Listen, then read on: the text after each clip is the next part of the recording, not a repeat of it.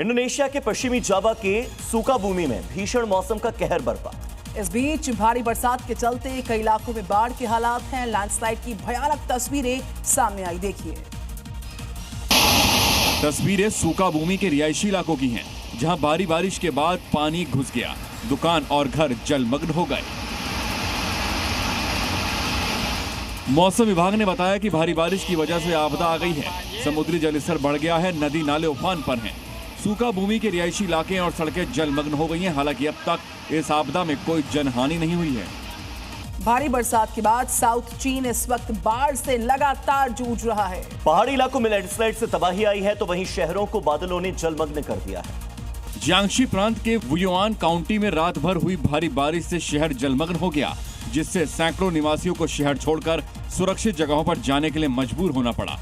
चीन के हुनान प्रांत के शिमेन काउंटी में भारी बारिश की वजह से भयंकर लैंडस्लाइड की खतरनाक तस्वीरें सामने आई हैं, जिसमें कई घर एक बार में पूरी तरीके से साफ हो गए। अब वहां सिर्फ मलबा ही बचा है, जिसमें कई लोगों के लापता होने के साथ मौत भी हुई है। इधर भारी बरसात के कारण आई बाढ़ ने अजरबैजान के शेकी शहर के इलाकों में गंभीर नुकसान पहुंचाया और कुछ स्थानों पर पुल और सड़कें बहती दिखी। पहाड़ी क्षेत्र से आने वाला बाढ़ का पानी गांव में घुस गया और 2 पुलों को पूरी तरीके से ढहा दिया। ढहे हुए पुल जिला मुख्यालय और अन्य गांवों से लोगों के संपर्क के लिए काफी महत्वपूर्ण थे।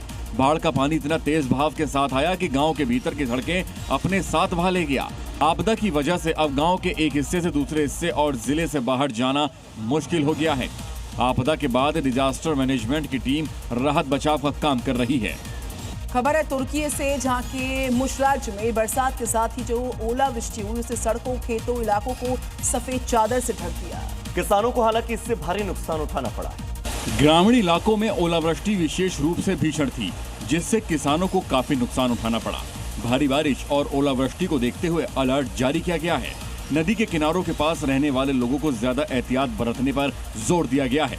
अचानक हुई भारी बारिश की वजह से कुछ गलियों और सड़कें पानी में भर गईं। बारिश से बचने के लिए लोगों को सुरक्षित जगहों पर जाना पड़ा।